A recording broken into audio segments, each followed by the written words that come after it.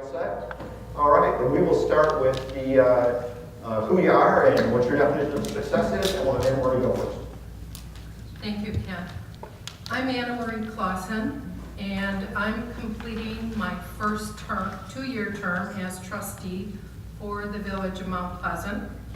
Currently, I chair the Civic Affairs Committee, and I serve on the Finance Legal License Committee, as well as Racine County Board of Health.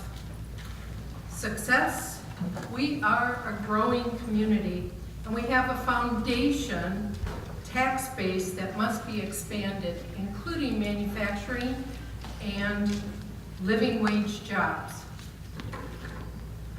Parks, events, and small businesses enhance our quality of life, and we need to promote them.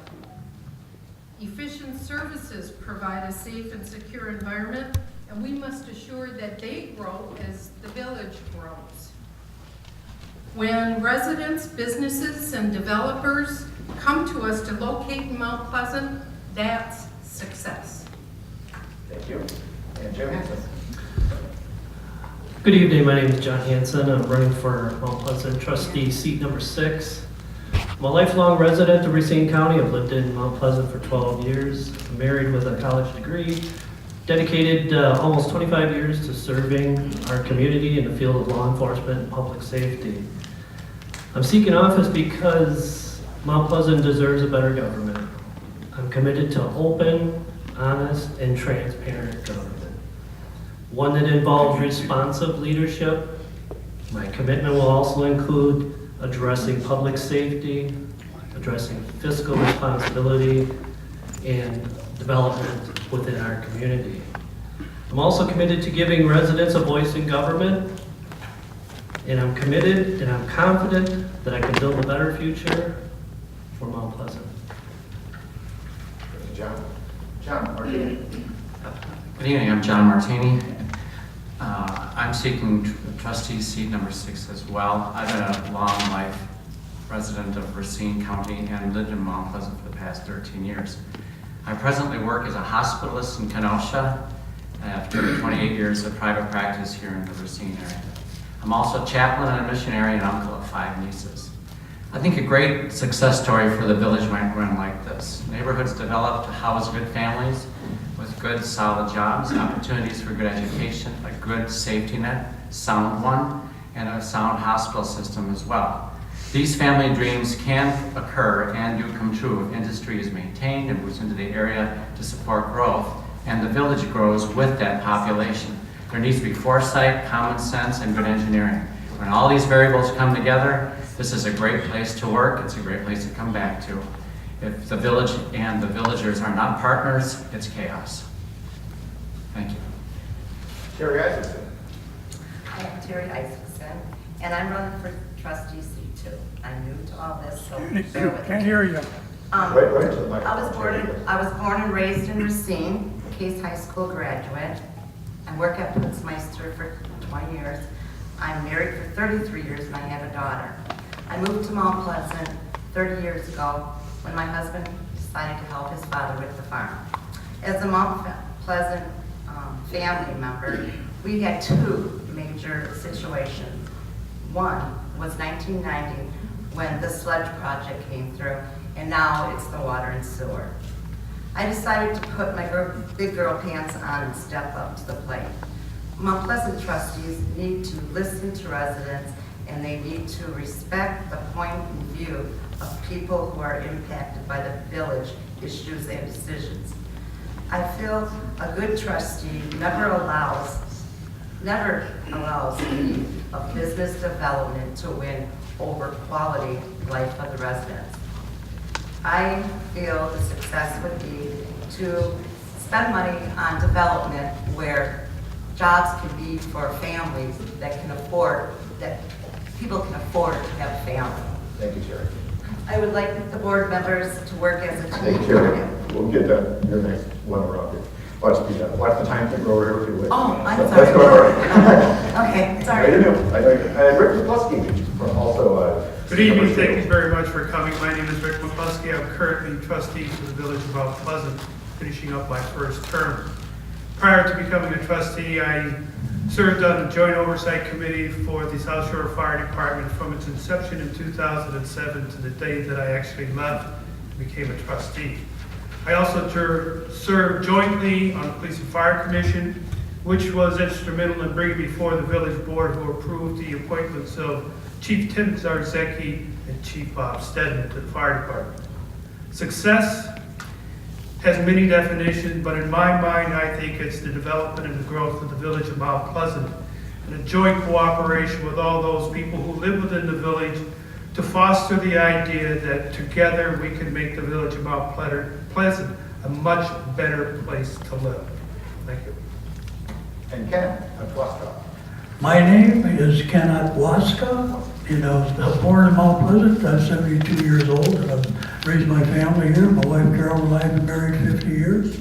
I retired from Case in 1992, and was a charter member of the Mount Pleasant Fire Department in 1964 to 1988. And the success for me for Mount Pleasant would be to return the transparency, the trust, and the leadership of this particular board.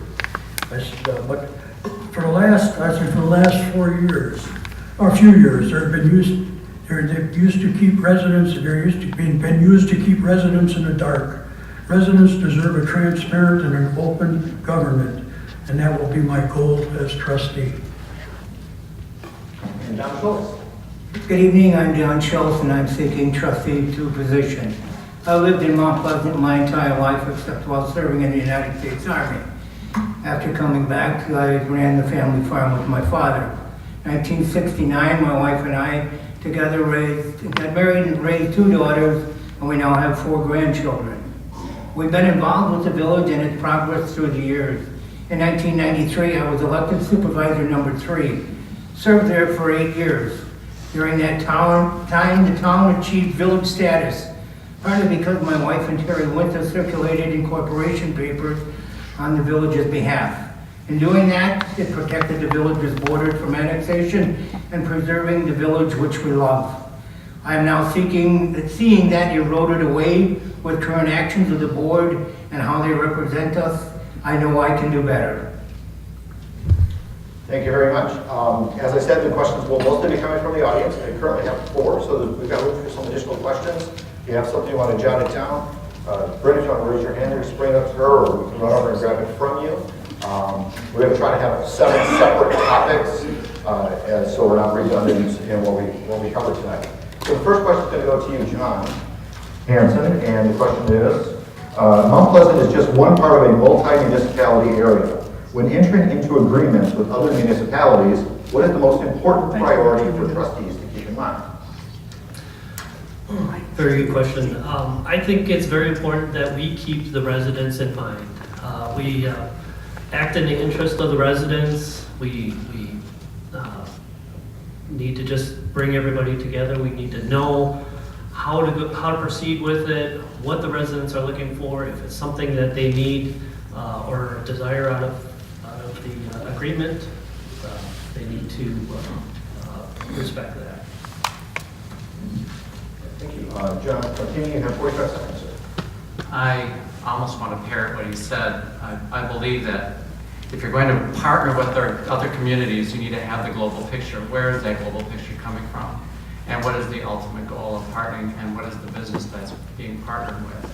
Your goal and job as a trustee is to be a trustee for Mount Pleasant, not for the other communities.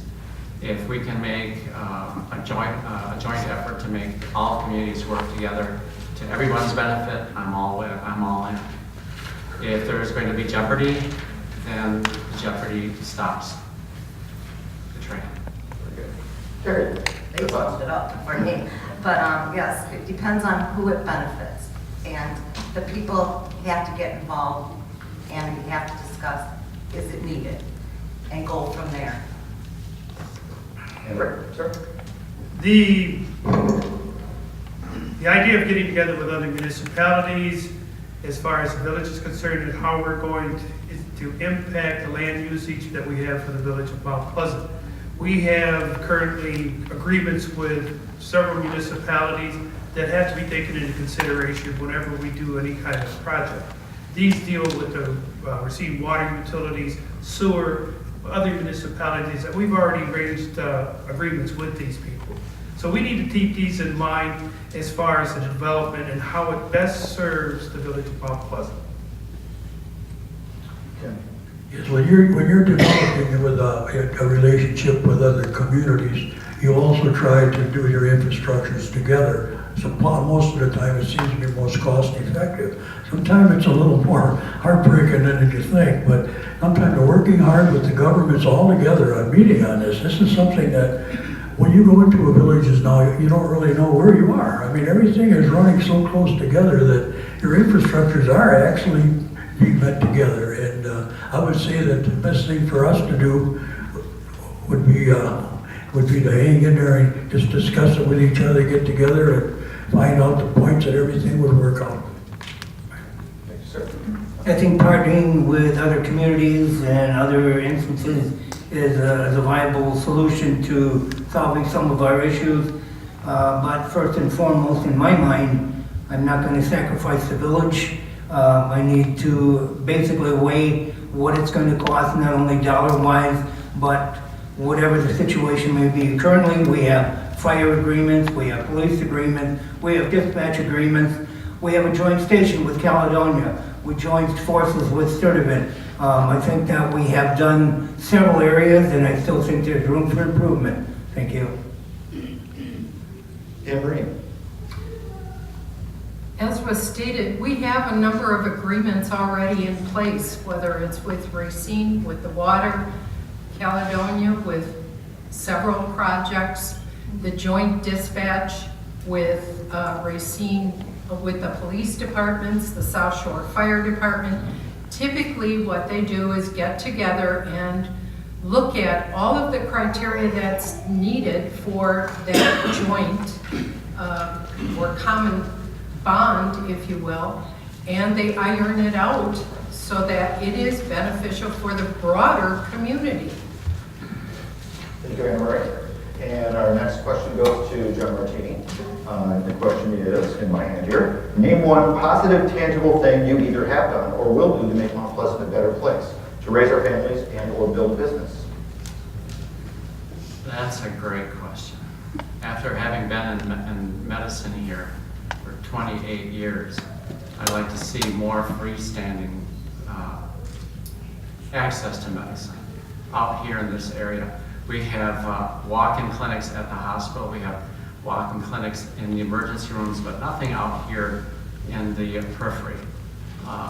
Medical access is not easy in Racine. Anyone that's been in the area tries to get in the physician that same day is going to find a lot of difficulty. I've noticed that in my own practice. So when we're looking at ways to get people into these areas for business, we need to be able to make sure that there's access to medicine as well. People get injured on jobs. You have one what's it called? Like one freestanding, it's called Concerta here in town. It's on Highway 20 someplace that manages some of the injuries that happen in work, but that's only one office. So I like to see more access to better health and quicker health as people start growing and the village grows as well. And Terri Isaacson. That's kind of a question I'm not sure how to answer, but I'm gonna do my best. I would like to see the businesses provide jobs, insurance for people in Mount Pleasant so they can raise a family in a way that is affordable. The insurance rates right now are so high, people can't afford, medical help. So if there's jobs out there, or if there's developments out there that they can have jobs that people can live by, that is what I'd like to see. Thank you very much. Rick McCluskey. We've come a very long way in the last couple of years. We've moved away from the era of where we had bickering board members and a dysfunctional board that put off purchasing of equipment and capital improvements and things of this nature to serve their own purposes. I am proud to say that in the last 2 years, I have been part of facilitating over $50 million of growth and development within the village of Mount Pleasant. Ken? Development is an important part of growing a community. However, neighborhoods and quality of life are just as important. And even welcome developments left residents feeling shut out and ignored. There was a lot of that going around Pleasant right now. And a good trustee never allows the needs of business development over the quality of life of its residents. And we will always look for quality development that offers families supporting full-time jobs. Mount Pleasant should be a place where families can stay or come for their entire working career. Thank you. And Don? Could you see the question again? Why should someone build here? The question is, name one positive, tangible thing either you have done or will do to make Mount Pleasant a better place to raise our families and grow your business. Let me go over there. I don't know if I can address it completely, but one of the things, as far as building a business or starting a business here, we have a very skilled and diverse workforce in the area. We have many different areas. Quality of life issues abound in Mount Pleasant. We have parks, we have bike trail, we have nature preserves in the area. We have professional sports within driving distance. We have Milwaukee, we have Chicago. Those venues are open. We have museums and zoos and everything else. Hopefully we can build on those. Thank you. Thank you, Don. Anna Marie? Well, Don just listed a lot of the positives about Mount Pleasant. We already have a great area in which we live. One of the things that I see we need to do is to promote all of those activities and events. And as chair of the Civic Affairs Committee this past September, we offered Mount Pleasant Day where we showcased all of a number of businesses and activities here right on our campus. We need to do a better job of promoting that with our residents here in our community. Thank you. And John Hansen? I also feel that development is very important, part of our growing community. We need family supporting full-time jobs, okay? We need to work towards bringing the business together with the residents together with, you know, the board, and creating a camaraderie, so to speak, of, you know, building that and then getting more development in here, getting the sustainable growth, okay? So we need, you know, jobs that are just gonna support a family. And I think that's a very important part of this community. Thank you, sir. And our next question goes to Terri Isaacson first. Would you be willing to pledge to vote against any and all tax increases? You have a minute and a half. Tax increases is a huge thing that I think a village could probably cut if they cut their spending. I know a lot of, when I worked at Putzmeister, we got a 10% cut in pay just to keep the business going when difficult times. That's something that could be looked at if the budget's not there and how the money will come. Thank you. Rick McCluskey? The knee-jerk reaction to that is absolutely not. Giving some thought to it though, there are times when it's necessary to have taxes. I don't like taxes any more than you do, but there comes times within this village and in other municipalities where you have to make the tough decisions. May not be what everybody wants to hear, but we do need to create the infrastructure for the village to continue on the road that it's on as it is. Thank you. Thank you. Kevin Fussman? Then I have to agree on with Rick on that. This is something that, depending on where you're looking. Now, I've been involved with the fire departments for years, and it was always the money that you put out for certain parts of this village that you have. Tax payments would probably have to be the way to go. But, you know, what are you going to do? Are you going to sacrifice your family's safety or the family of your, you know, everybody just for some dollars? Sometimes, like Rick says, dollars have to be found sometimes. You don't like it? I'm a taxpayer also like everybody else. And I, for one, would say certain times I would gladly pay taxes increase. And Don? In some of the things that we could probably take a look at. We've had some issues that have been passed by the board, golden parachutes. My understanding that those basically are already covered by workers' rights and everything else. I don't know why we would have to implement something like that. Another thing, the other day, I was listening to the fire chief give an explanation, and I know that the fire station, the new one, has irrigation. I don't know how many of you people have irrigation in your lawns, but I don't have it in mine. They all cost dollars. So we need to evaluate some of our expenses and where we can clean them up a little. Anna Marie, would you care to add? To answer the question, no, I couldn't say that I would vote never to pass an increase. There are times when increase is absolutely necessary for the safety and security of the village. This past year, we had a very difficult budget year, and there were things that were out of our control. The increased cost of insurance, for example, was just one item that we had to deal with. The loss of transportation funding from the state. So there were many, many things that we had to contend with. You can't always count on having the ability to say no. John Hansen, sir. Okay, great question. The finances and taxes. Did a little research on this area here. It looks like we have about $57 million in overlapping debt in this village.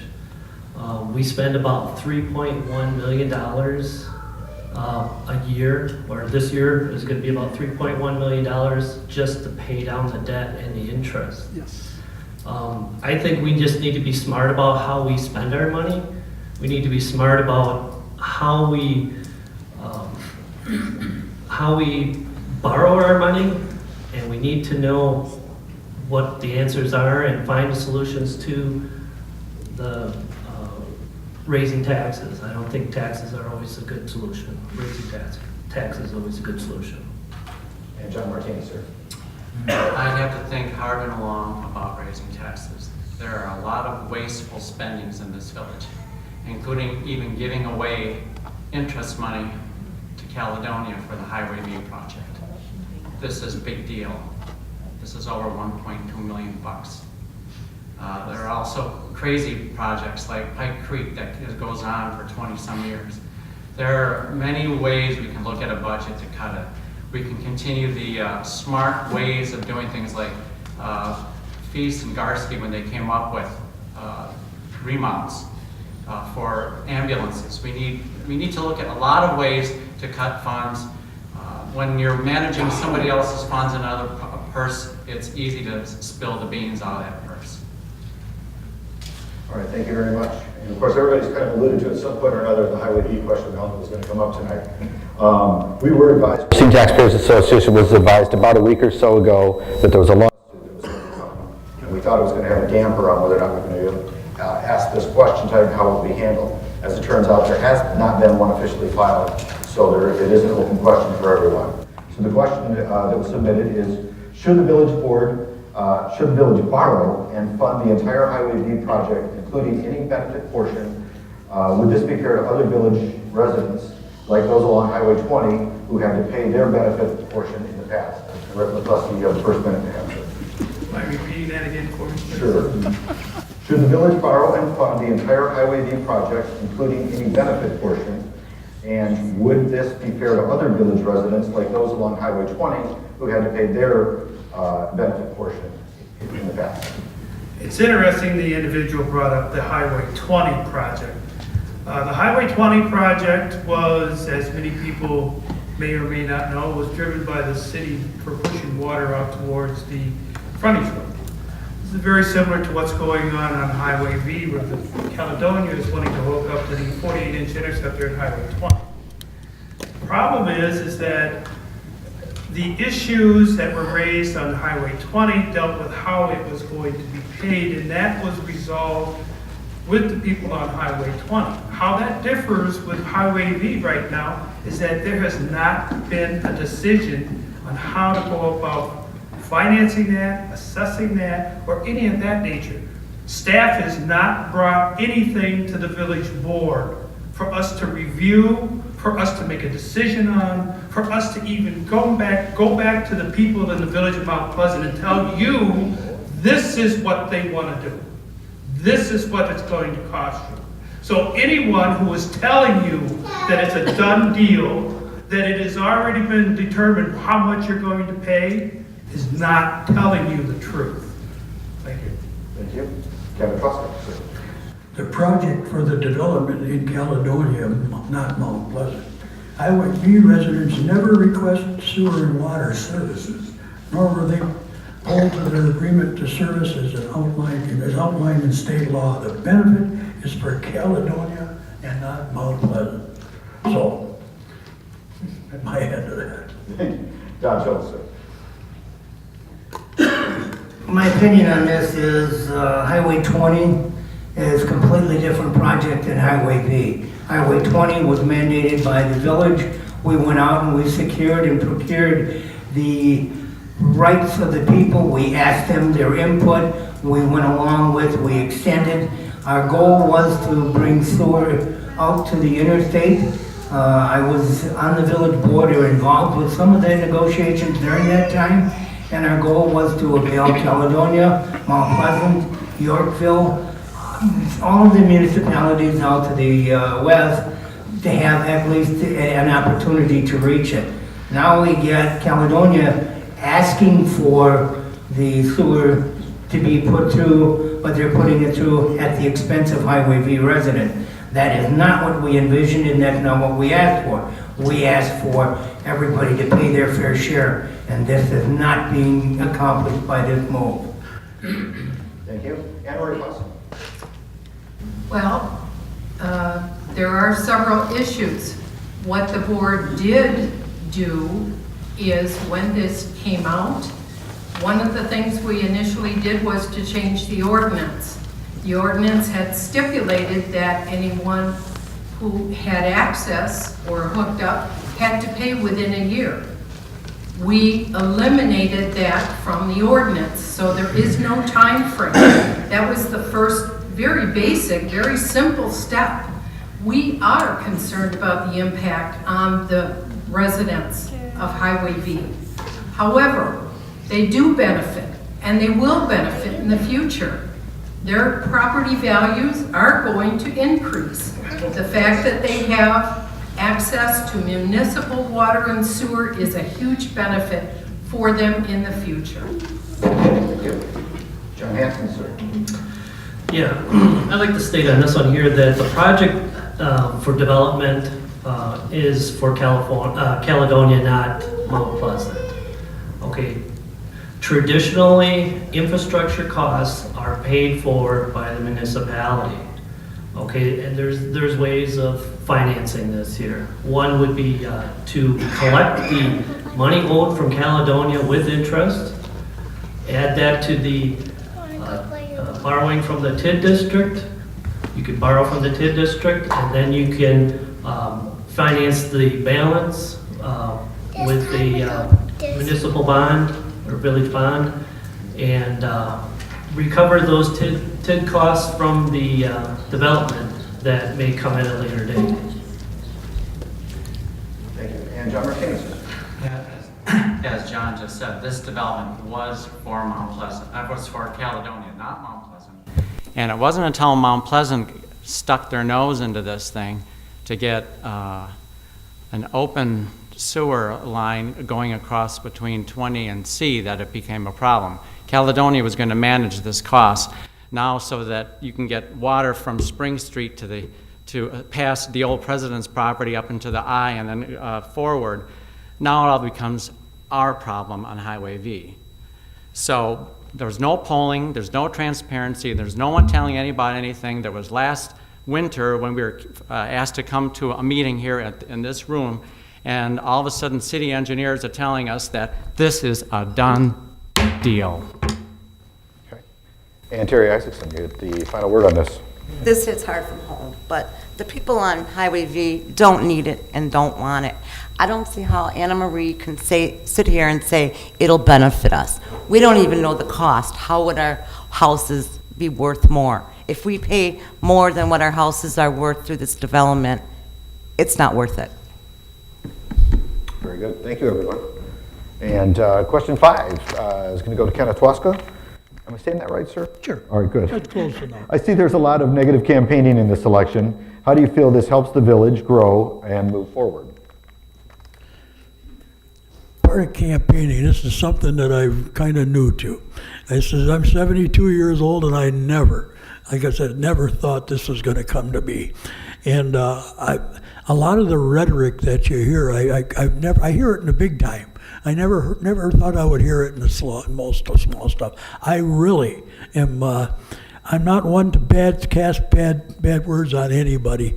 This is frustrating for me, as I know for everybody else. And for me to be talking bad about somebody is pretty hard to do.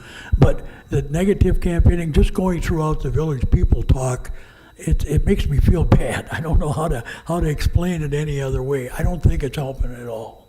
But it's a part of the process. Some of the things we're really trying to get out there. I'm really an advocate for fire safety. I was around in '64 when we had response time from Sturtevant to Lake Park, which is down out on the east side, and we're back to that right now. And this is what's so frustrating for me to go out there and talk bad about somebody when we're trying to get together on this. This is a community effort, and I don't know. I'm starting to lose it on this one, I know, and for that I apologize. But it's for me, it's something new, and I really I can't really. I'm not doing any good on this, and I apologize. Don, would you like to make it more peaceful? Repeat that again, Sure. please. I see there's a lot of negative campaigning in this election. How do you feel this helps the village grow and move forward? Well, I don't know if it really helps the village grow or move forward, but what I do know is that it gives everyone an opportunity to see what is actually going on in the village, and it's kind of a wake-up call. So I think, is that a positive? Absolutely it is. It's time that everyone, rather than being complacent and sitting back and letting someone else do their bidding for you, get involved. And what does that do? That brings a community. That makes a community. Someone a lot wiser than me once said, when you go into politics, you try to avoid throwing mud because everybody gets splattered. Thank you. Very good. Thanks. Anna Marie. Well, the question is, does it help the village? No, it doesn't, because the comments out in the community, I hear, what on earth is going on in Mount Pleasant? It serves no real purpose, particularly when many of the negative comments that are put out there, we counter with actual facts to repel or give the actual truth, and they still come back with the negative comments and the erroneous information. They do not accept the facts. John Hansen, sir. Well, I don't really consider it negative campaigning. I think what is happening here is that the people are pointing out some areas of improvement, okay? And some of that is the openness of this government, the fairness of this government, the honesty of this government, the transparency of this government. They're looking at the leadership. You know, I mean, if there wasn't a problem, you would have anybody running against, they would run unopposed. And I think there's other things that they're trying to say in a bigger message. And John Martini. As I said in my opening statement, the village and the board should be partners. When they're not partners, there's chaos. That's Mount Pleasant. And I think exposure of things going on in the village board is not negative. Exposure is trying to bring light into places where there's darkness. And as a chaplain, I bring in light into a lot of dark places. And that's my job, if I get elected, is to bring light into dark places.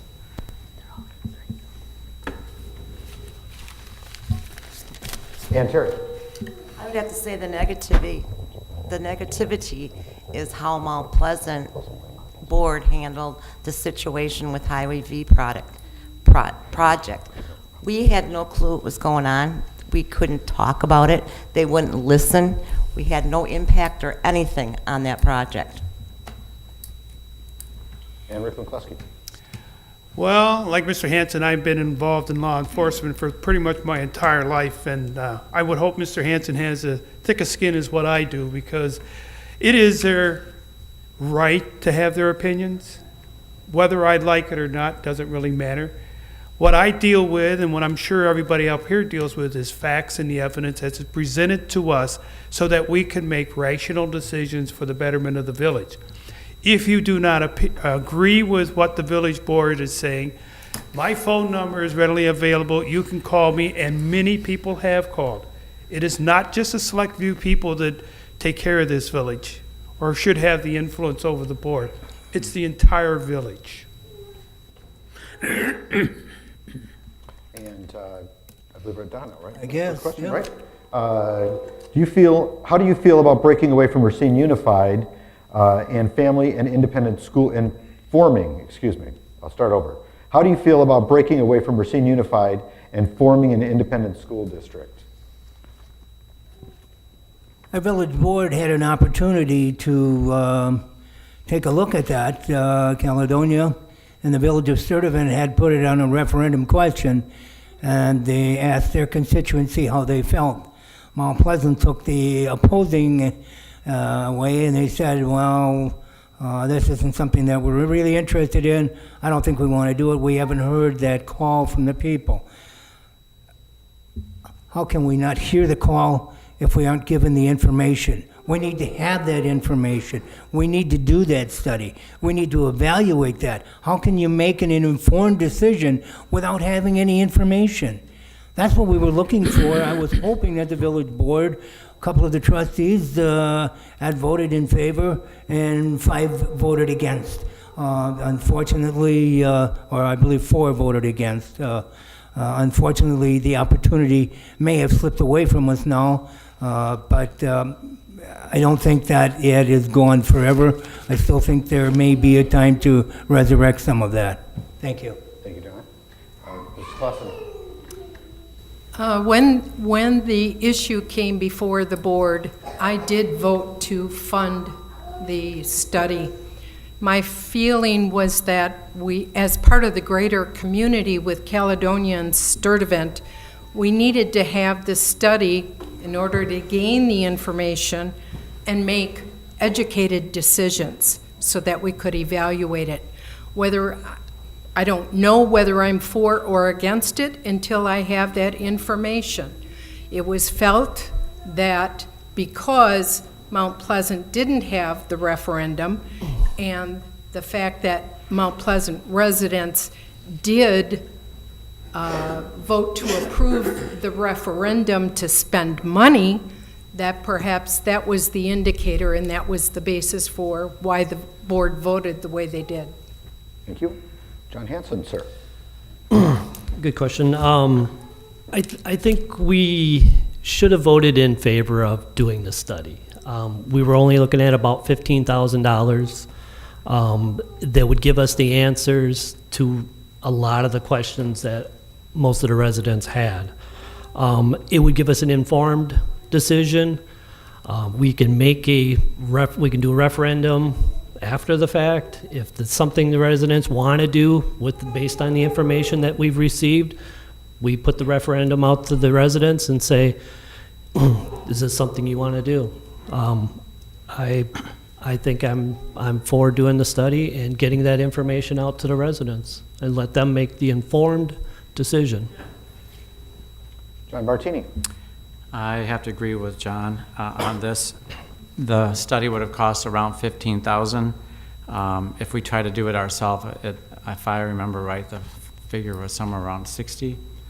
But I understand not wanting to spend people's money frivolously. So perhaps a referendum even on the next ballot to ask the village if they'd like to spend that money.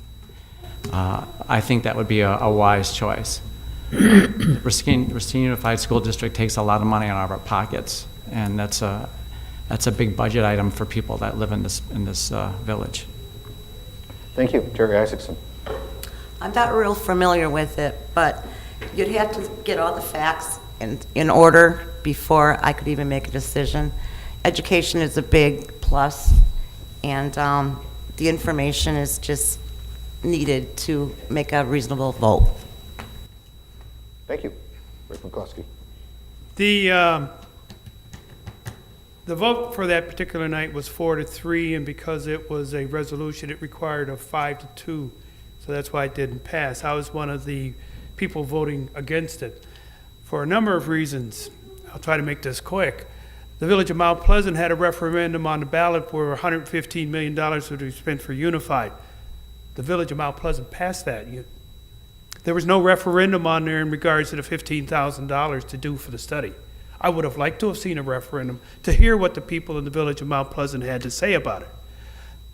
Unified has since purchased a building for $5.2 million, for which they have absolutely no idea what they're going to do with.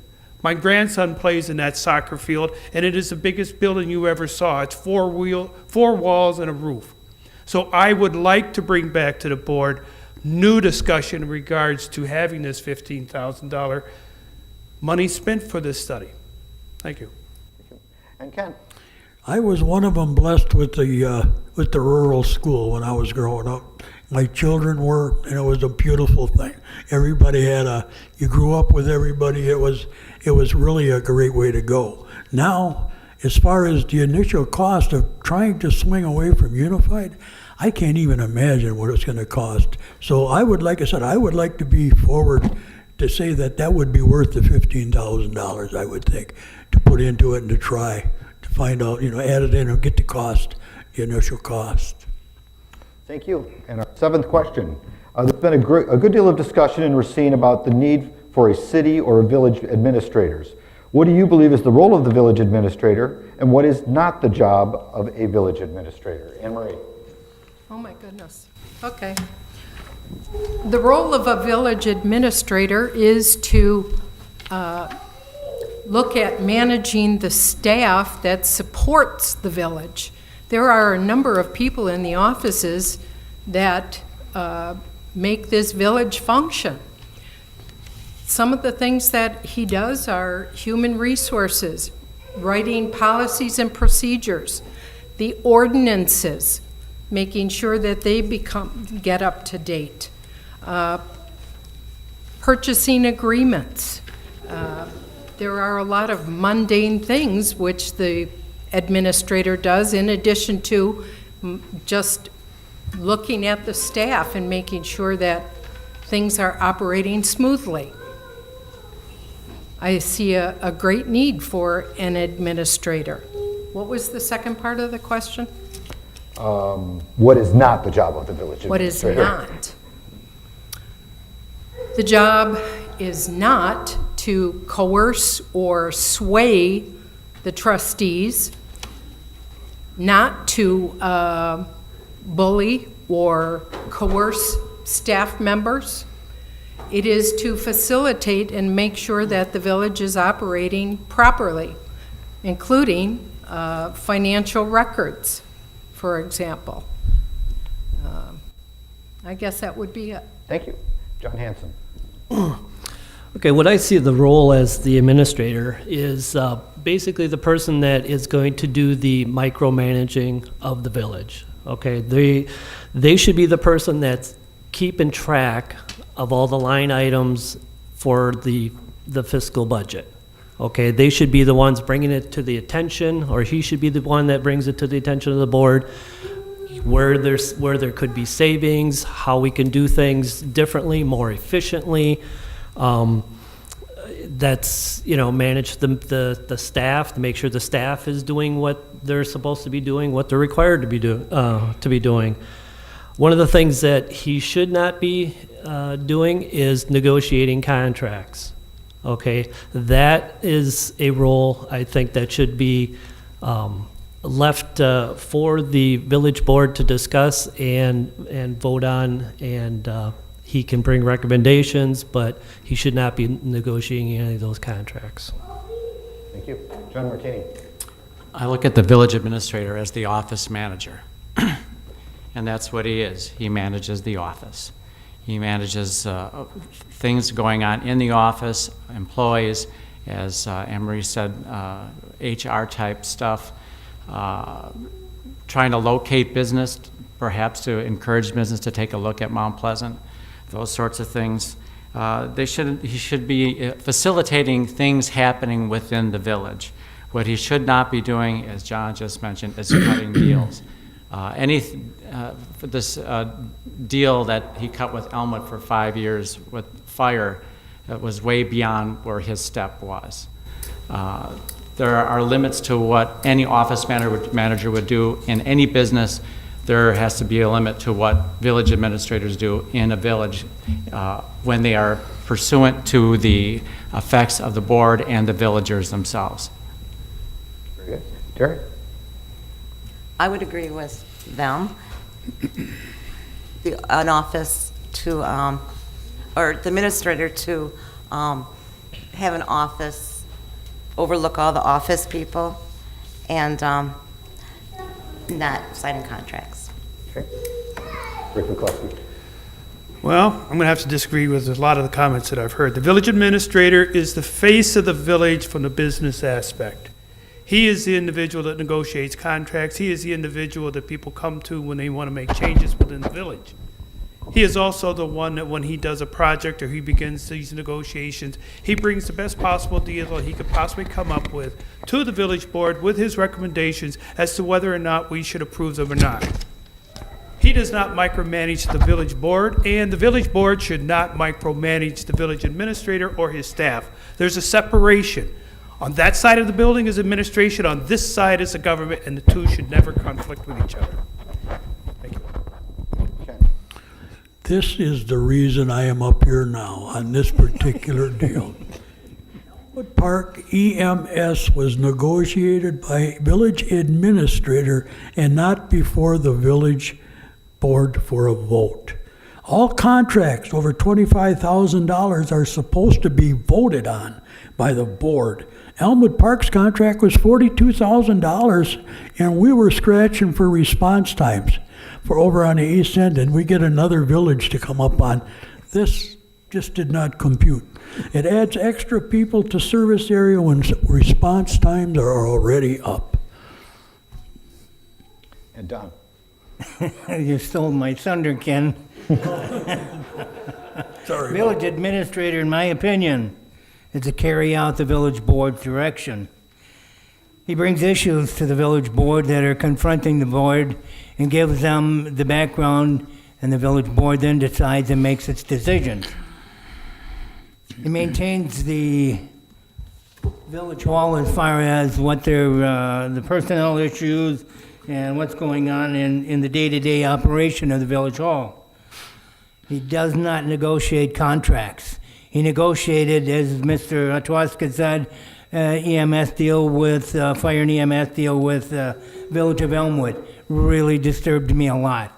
He also was instrumental, because I have a memo where the village administrator of Caledonia thanked him for his input on the Highway V project and for them securing a $150,000 one-time payment for interest down from the $1.75 million that they were supposed to. That is a travesty. I'm sorry. Thank you. Thank you. You actually did really well as far as time, so we actually have about 45 seconds each for a closing remark from each of you, if you'd like, and we'll start the opposite end. We'll start with Don. First off, I'd like to thank the Racine County Eye and Taxpayers Association for sponsoring this event. The responsibility of government is to serve their constituents and their best interests. And observing what Mount Pleasant has been doing to its residents compelled me to seek office again. I want to help to correct that. Whether you live in Lake Park, on KR, or in Indian Hills, We all need reasonable fire protection. If you live on Highway 31 in Spring, your voices need to be heard and your concerns addressed. If you live on Highway V, you need to be represented, not scorned and scowled and threatened. In closing, we need a local government that will inform its residents, represent them and their best interests in an open and a transparent way. And that's what I intend to bring. Thank you. Ken, Mr. Otwaska. Okay, I want to thank the Racine County I and Taxpayers Association for holding this much-needed forum. My reason for running for trustee came after my opponent surrendered all authority to the village administrator. The Elmwood Park Fire Department contract is the latest example. Trustees answer to the people and should have the final word. When Mount Pleasant and Sturtevant signed an agreement for fire service in January of 2009, the entire village board voted on it. When a community fire station between Mount Pleasant and Caledonia on Northwestern Avenue became active, both boards voted on it. It's existent, and it's named persons to sign this agreement. The residents of Mount Pleasant deserve a trustee willing to listen to their concerns. And again, this is my goal as trustee. Thank you. I want to thank everybody for coming out this evening. I know it's cold out there. Cars are probably not starting, and probably when you get back out to your car, you're going to be cold when you get in it. So God bless you for coming out here. I think it's very important for you to understand that the job of a trustee is not a job to be taken lightly. It is not a job that just represents a few people with certain interests or anything of that nature. It is a job where you represent the entire population of the village of Mount Pleasant, all 26,000 of them. We have infrastructures that we have to do. We have roads that we have to build. We have parks to maintain. We have oodles of things that we have to do. And in order to do that, the village board must make decisions sometimes that are not very nice. I am sorry, but that is just the way it is sometimes in government. Thank you, Rick. And Terri Isaacson. I would like to also thank everybody who came out tonight in the cold, and Racine County I and the Taxpayers Association.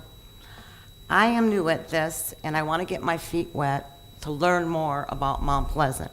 I want people not to be blindsided, and I want everybody to work as a team to make Mount Pleasant a better place to live.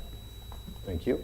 These are your candidates for seat number 2 for trustee, and John Martini through the rest will be for seat number 6. John, sir. Yeah, I want to thank Racine County I and Taxpayer Association, as well as those that came out and those that are going to be listening.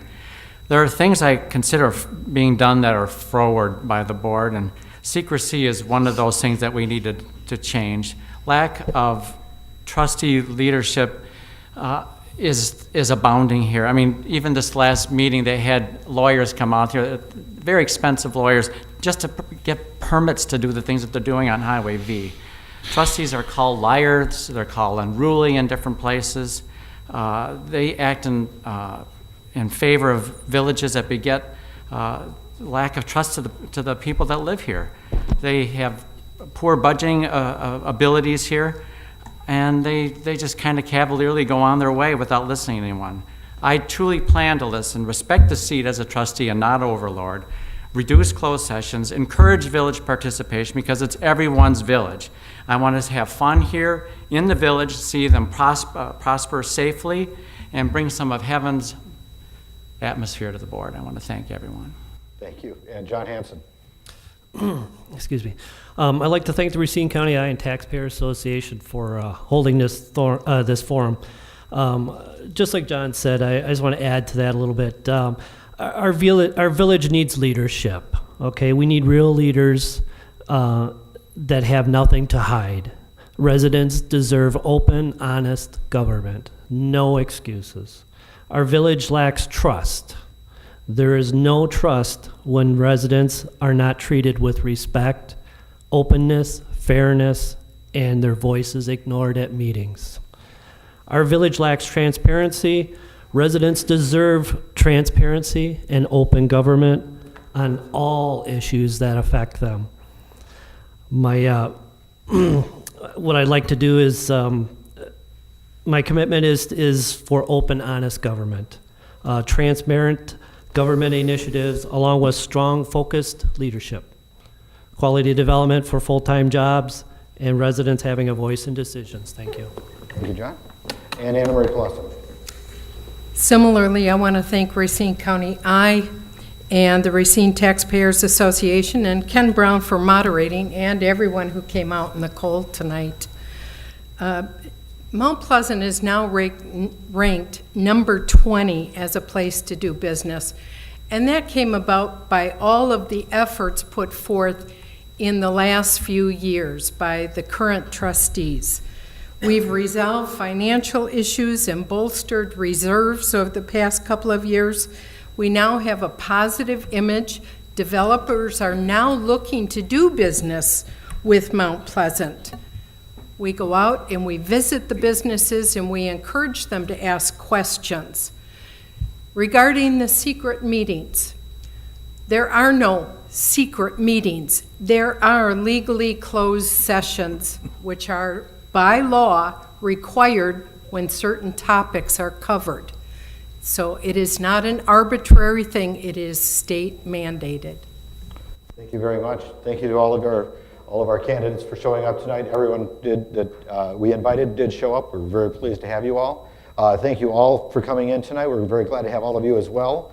Mount Pleasant is definitely part of Racine County's future, the city of Racine's future, and as it goes, so goes all of our lives in our community.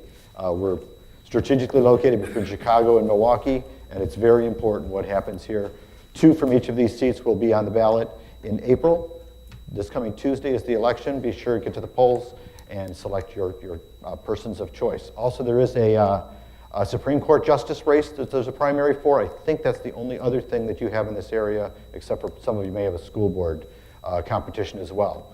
Going forward in the next month after the primary, up until April, we're going to host 3 additional events. Hopefully one of them will be here for school board candidates. We're going to have one down at Gateway for school board candidates on the east side of the community, and then also Racine aldermanic races will be featured in one of our events as well. We have done these events for years, going back 70 plus years. We've had Paul Ryan, we've had Mount Pleasant, we've had a Sturdivant Circuit Judge race that was quite interesting.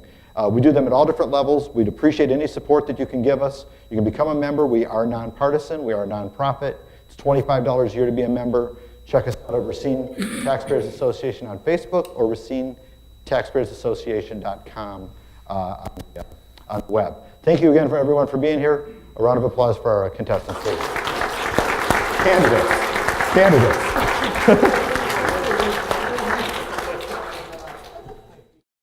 My name is George Myers, and I'm with Racine Taxpayers Association. And with me tonight, to my right, is... I'm Mark Caprillion. I'm a member of the Taxpayers Association and a member of Mount Pleasant. And a member of this... Mount Pleasant, another part of this conspiracy to expose politics is Denise Lockwood with the Racine County iNews website. And I thought we'd learn some things at this forum tonight. I think particularly interesting was the Highway V. I thought they discussed that relatively well. I did not realize how much this benefited Caledonia. Oh, it most certainly did benefit Caledonia. Actually, that was one of the major impetus for the whole project, was to get that connection point to the village of Caledonia because of development that they want to start pursuing, because that's what's actually been holding them back. Wow, that's right. So Don Schulz can just pay for all those tens of thousands of dollars so Caledonia can have their hookup. You know, one of the things I was wondering about is how on earth how could they manage to assess people with so much money? And one of the reasons is that because the assessed value is going to go up. Well, that's great. You can see it if you sell your property. If you're going to stay there and not use a bunch of hookups, then you're still stuck. Have I got that right? That's my understanding. I was here to try to get a little more clarification on that and just exactly how it was going to benefit Mount Pleasant. Are there alternatives? That was a good, how was it going to benefit Mount Pleasant? I'm not sure we got that. And I'm not sure we got that answer. It was more of a problem as how was it going to benefit the residents and how much was it going to cost them for that benefit. Right. Right. And actually, I think there's a couple of points that you can kind of look at. It's kind of one of those things where it's how you're going to dice it up. But the major benefit was to the more regional impact that having new business come into Caledonia, but also having more jobs in the area regionally where residents of Mount Pleasant would have maybe some access to other jobs that they may not have had otherwise. But also the other flip side of that was that the kind of the kicker on this whole thing was whether or not actually residents wanted it, but also felt like they were not highly informed about what happened before they got these tax assessments, that some of the residents actually had over $100,000 tax bill that that ended up kind of being the sore point and the pain point. Right, and if the people paying for it should get the most benefit. Now, it's fine, for a certain stretch of people to along Highway V to pay all this money so that all the rest of them can enjoy it. That I didn't think that was properly well covered tonight. And if there were people that were concerned about that, I would have preferred to hear a little bit more about it. But that's going to be up to the candidates to express that, because if they want that point brought across, if that's a problem, they need to bring it up. Right. They need to talk about it. The other thing was the schools. I think it's, as a Racine resident and a person who's got a problem with Racine Unified, I would like to see them get a school system really successful. I'm not sure if that's going to happen, but again, that's another thing I didn't get real clear on the school thing. Was that where they were talking about they need to do a study? I'm really curious to find out what Mark thinks about the whole idea of Mount Pleasant, since you're a Mount Pleasant resident, on the whole school district. They were looking at a lot of different kind of ideas with that. I'm all for the study. I definitely like to see us research just what the cost would be. Find out more about it. You're not really sold on breaking away yet until the study comes out. Right. I need more information. I mean, as a theory, I think it would be a good idea. You've got, when I hear that 30% of Union Grove High School is from Racine, and I'm sure there's plenty of Mount Pleasant people that are heading out to Union Grove. I'm thinking, well, maybe we need a Mount Pleasant High and a Mount Pleasant Elementary, and maybe keep at least look into it. And I thought that was covered well. That wasn't really discussed a lot, but it was covered well. They wanted to study. Right. Okay. All right. That makes sense to me then. And the other thing was the village administrator. What's the role of the village? I want to bring back one point. I thought it was interesting what McCluskey was talking about when he was talking about, he actually voted against it, but he kind of got the sense that he wanted to see at least a referendum from Mount Pleasant residents, because that was kind of the missing piece, right? Where Caledonia had actually had a referendum and Sturtevant had one, but Mount Pleasant didn't. And so they were kind of in a unique position of really not having that collective understanding of what is it that residents wanted from them. The only thing I would say about that is that you should still have the study before the referendum. Why have a referendum if it's like Mark says, well, we don't understand yet what the cost is going to be? Well, and actually one of the debates there was that the referendum wasn't on whether or not they wanted to have an independent school district, but whether or not that was something that they had the political will to look at and question and really kind of bring that study forward. Well, if that's what you would say, the referendum is more about, okay, rather than should we do this. Right. And one other thing, and I saw it in the paper too, as to why maybe they didn't do the study was, well, Mount Pleasant voted yes for the latest referendum. Well, I don't know. To me, that's lame. That's a pretty. Why was that lame to you? I mean, when you say that, what does that mean for you as a Mount Pleasant resident, though? The question put forward on the ballot was, okay, do you want to spend more money for schools? And that was it. But if you ask residents, look, would you want your own schools? Would you want to put that money toward Mount Pleasant High and Mount Pleasant Elementary? You might have a different answer. Do you think the there, assumption but- was that because they supported raising the tax on the current system, that we should assume that they don't want a new system? Do you think that was That's what I mean. I don't think I think that's a little bit, I don't a think little That's a sneaky, that's- Denise, I'm sorry. That's really interesting, no. I don't think we can make that assumption. So we want to get to the village administrator kind of conversation as well. All right, and we because- got to wind it up here. Yeah, all right. Okay, we're running out of time here, but at any rate, we'll see you next time. Thanks a lot for listening in. This is George Myers with the Racine Taxpayers Association. Denise Lockwood with the Racine County Eye. And Mark Caprillion, resident of Mount Pleasant and member of the Racine Taxpayers Association. Thanks for watching.